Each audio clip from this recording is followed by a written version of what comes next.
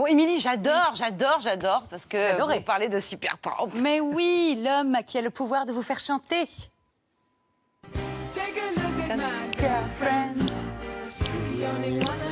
Il connaît par cœur Roger Hodgson, donc le chanteur de Supertramp, mais aussi claviériste, guitariste, auteur-compositeur des tubes de Supertramp.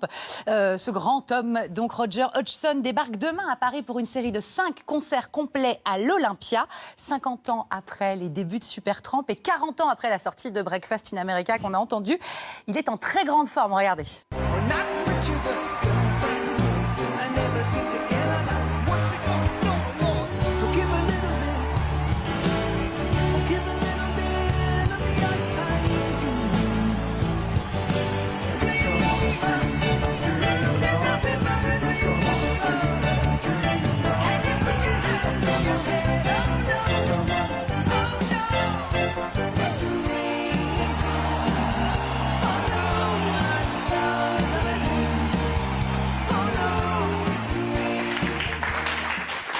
J'apprends, Tina Tipper, vous parlez de Supertramp dans votre livre? Oui, absolument. Non, mais ça, vraiment, Supertramp est un groupe qui a compté dans ma vie, mais à un point.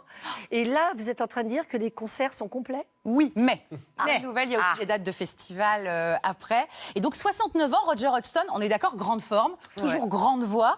Il est absolument parfait. Il sera décoré mardi au ministère de la Culture par notre ministre Franck Riester.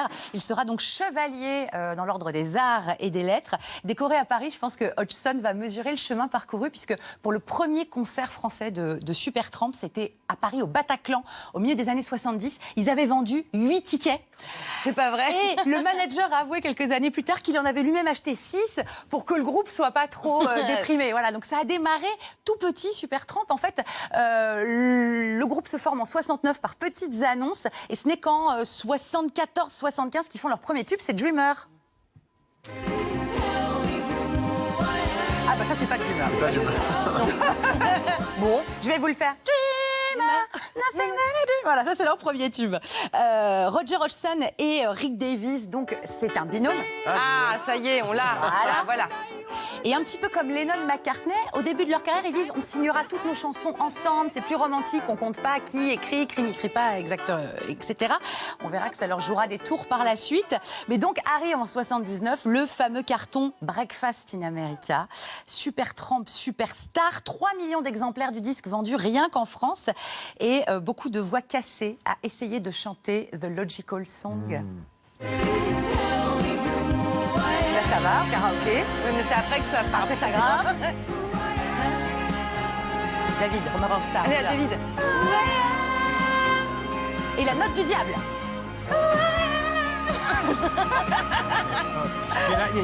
Dans cet album, le bruit du clavier sera pompé, repris par la vague de la French Touch ensuite, par Phoenix et même par ils ont été Daft recopiés Punk, pas etc. mal, évidemment. Ils ont été super copiés. Mais oui. C'est le premier disque que j'ai acheté. Supertramp, super copié. Ah mais oui. Et puis Breakfast in America, il y a ce côté aussi complètement envoûtant. Est-ce que vous vous souvenez de cette intro à l'harmonica qui donne des frissons? Ah oui.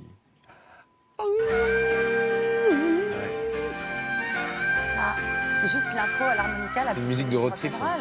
Ouais. Take the long way home.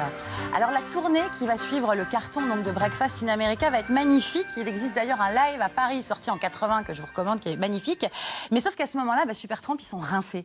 Ils ont mis 10 ans à y arriver, à devenir des stars. Et au moment où ça se passe, ils n'en peuvent plus. Puis surtout, ils s'aiment plus. Hein. Vous savez, les deux copains qui devaient être ensemble à la vie et à la mort, il y a des histoires de drogue et puis il y a des histoires d'ego aussi. Parce que on co-signe les chansons, on dit que tout le monde fait 50-50, mais en réalité, tout le monde sait dans le groupe que c'est Roger Hodgson, le vrai génie, c'est lui qui écrit les tubes.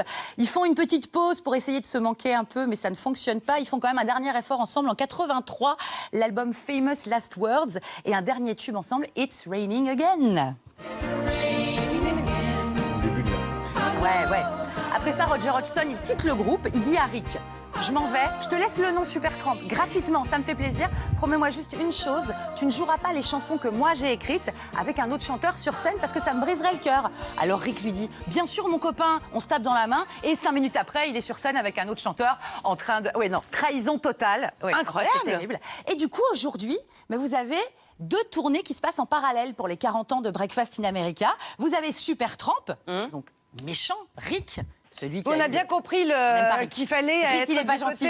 Voilà. Docton. Et puis surtout, il y a des chanteurs qui ne sont pas Roger Hodgson, qui sont bien, mais pas top. Et puis donc, de l'autre côté, il y a le magicien, voilà, regardez-le. Le gentil. Tout sourire, tout gentil, le génie, le faiseur de tubes, Roger Hodgson. Donc, ne vous trompez pas en réservant vos billets, chers amis. L'Olympia, c'est donc tout complet, Tina, mais vous pourrez voir Roger Hodgson sur 8 festivals cet été à Lyon, Colmar, Nîmes, Morzine, Argelès, Cognac, Nantes et Avoine. Je ne connaissais pas, j'ai cherché, c'est donc en Indre-et-Loire. Et toutes les infos sont sur la page Facebook de Monsieur le Chevalier des Arts et des Lettres, Roger Hodgson. Ce sera mardi. Merci beaucoup. Merci Émilie, merci à vous Tina. Une déflagration d'amour aux éditions Robert Laffont.